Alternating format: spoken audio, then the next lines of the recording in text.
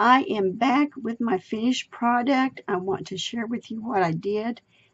First thing I want to let you know is that I had bought a box to add gifts inside of it and tea if I want to, especially since I bought tea or got the tea bags from in my kit. And so what I did is decorate or embellish a box that was pre-decorated with some of the items that I received in my kit. Now the first thing I want to show you is that this is already printed, and what I did on some letters is that I put glossy accents on top of the main words: be joyful in hope, patient in affliction, faithful in prayer. So the hope, patient, faithful were all highlighted, and then the scripture that it came from was highlighted with my glossy accents. And then remember the little stones that look like little droplets of water? I put 3 of these in the corner, hot glued them on, and then I put glossy accents around them and added some diamond glass glitter to that. Now I also, for my hummingbird on here, you'll see that it's got some glitter to it too. I used my stickles, the diamond glitter, and I just kind of highlighted some of the edges of my hummingbird. I love glitter. I mean, glitter is just kind of some of the things that I love to do. So I had to add the glitter. Now the sequins, I had placed some sequins on top of the daisies that I got in my kit. Hot glued 3 daisies on, and then I put some glossy accents inside in the center of each daisy, and then I placed my different colored of sequins in there, and then I put more glossy accents on top to kind of give it a seal to it. And if you'll notice,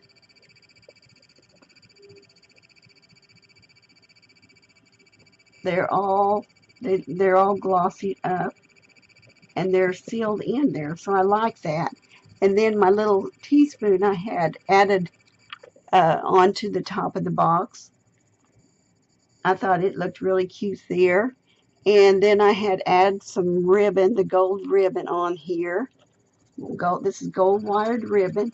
I had put some glossy accents on different spots on the ribbon of my bow. After I made the bow, I went ahead and added some sequins on top using the glossy accents. And then my hanger here, you'll see that I added some rhinestones in there. And then my teacup, it's got that little Swarovski crystal inside of it. So I just kind of decorated all that area up because I thought, it's a beautiful box, but it just needed some girly, shabby chic stuff done to it. So that's what I did with that. And then on the flap of the box, I added the lace ribbon, I call it, on the outside of the flap, and then some more of the little raindrops. See how they look to begin with compared to the 3 up here. So they look more like a water droplet here, but here they've got a little more dimension to it as far as added crystals to it, the glitters. So anyway, I put one on each side, and I put the daisy on top of it, and I added the button here. And let's see, I had a button somewhere set inside. I was getting ready for my next project. Here it is. I clipped this off using some flush wire cutters. So I clipped that off and smoothed it out as much as I could, so that way it would stay flat onto my flap here. So then I didn't do anything else to the outside. I thought about it, but I thought, this was just going to be fine the way it was. This is the way I want it. So opening it up, I added some other things to it, some other elements. Now let me show you these first. These are tea bags that I used from the kit. And, they came in white tea bags. So I added some tea into these tea bags. It just smells so good in the box, and to me it's like a a little fragrance bag. So, I mean, I wish you could smell it. It's apple cinnamon, which is one of my favorites. So I put tea into the little bags, and I drawed up the string, tied up the string. It was on one side, and you just pull it, and then I tied it. And this one says like a hug in a mug. So I've got that one, and I made, I believe, 5 of them. Yeah, I've got one that says warm hands, warm heart. Tea is always a good idea. So anyway, these can be used as far as that goes, as long as you don't put it in boiling water, I'm sure. Just as long as it's hot water, not boiling. So anyway, I think that was really a cute little thing, to do. I mean, I found those labels online, free labels, so I downloaded them and then cut them out and then added them to the bag. And then I made some charms. Let me take these out. Now, right now, these tea bags are just stuffed with white batting. Later on, if I go and send it to someone, what I'll do is take out the stuffing and add some pieces in there to, like maybe some embellishments or something, just for them to have for their own kids or something. But I just added some, white batting inside here. You can always put embellishments inside there with the batting just to keep it cushioned if you wanted to. And I made a little tassel with that little ball that I showed you earlier. I used the silver tassel, and I added a cap to it and a hook up here. And I call it a little fish hook because it kind of reminds me of a fish hook. It's probably not that, but it is a hook. So I'll put that back in. But anyway, I'll show you these two. I did another one, another charm.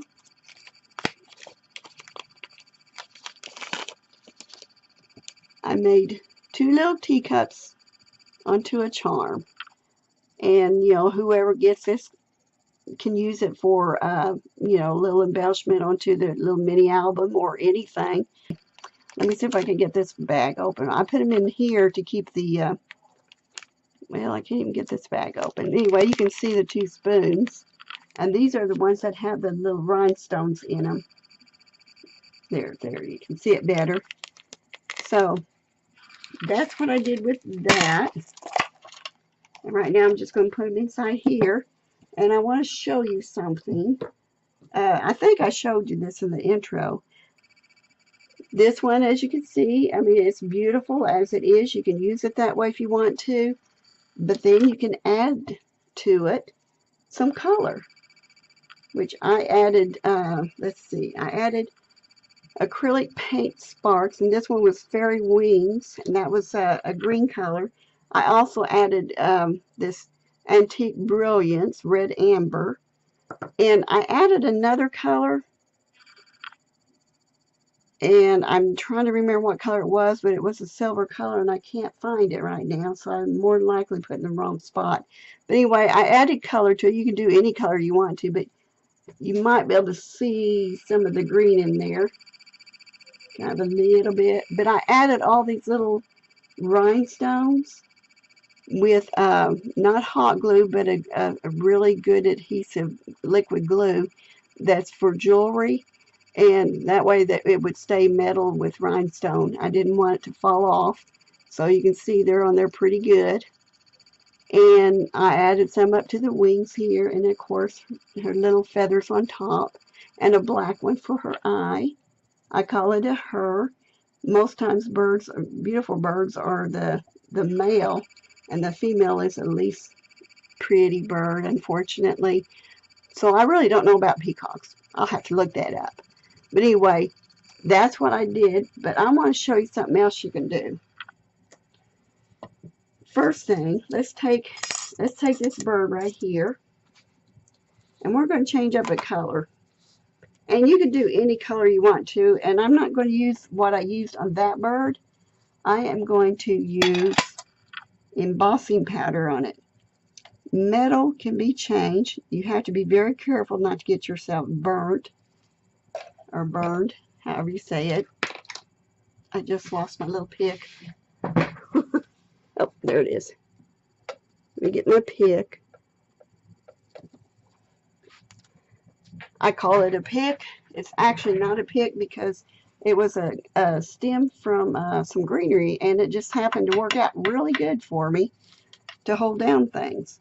So anyway, what I'm going to do is take my peacock and I'm going to smush it into my Versamark. And you've probably seen this technique other places, but you know, I'm going to show it to you anyway, just in case. I've done this on other metal pieces and other videos. And I take it, I get me a piece of paper. I'm going to put the cap back on that because I don't want it to dry out. I've had that a while, so it's doing good so far. And then, oh, brand new.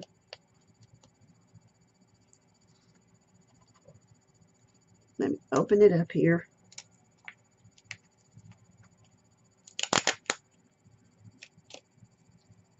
This is embossing powder made by Nuvo, and let's see if I can find the name of it.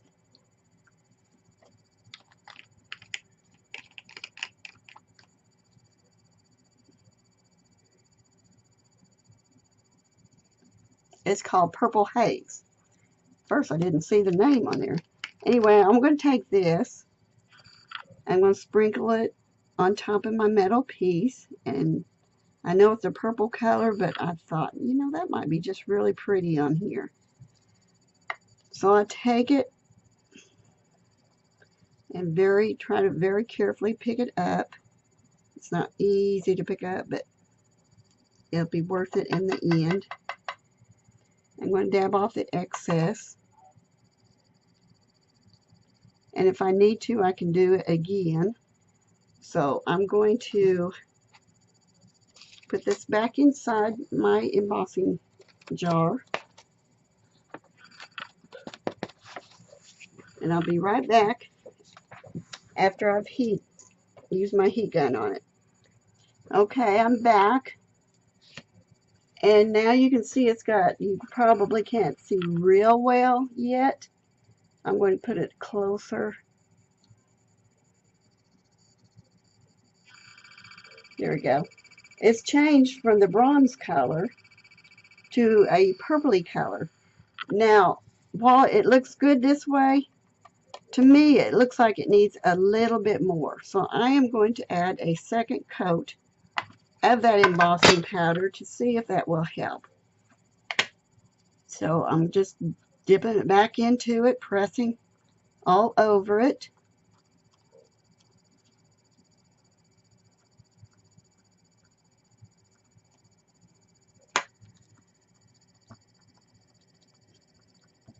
And you will get some sticky fingers with it, but that's okay.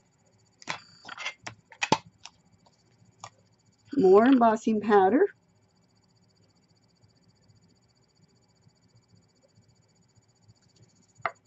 Nope.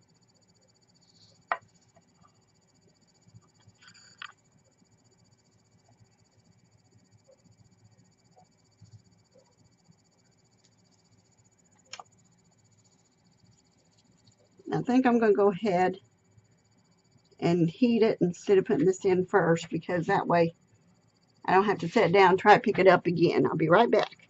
Okay, I'm back again. I'm going to go ahead and put this up. I love this purple. This is the first time I've used it, as you could tell when I had to open it. But I love that deep purple color to it, and yet it's not overpowering. And here it is. Once again, now you can see more. It looks more purple now. Here we go. Very, very pretty color. Now, let me sit down. You probably noticed that it lost some of the dimensions, which it did, but it still looks good. However, I am going to do some decorating with this. And when I get back, I'll show you what I come up with.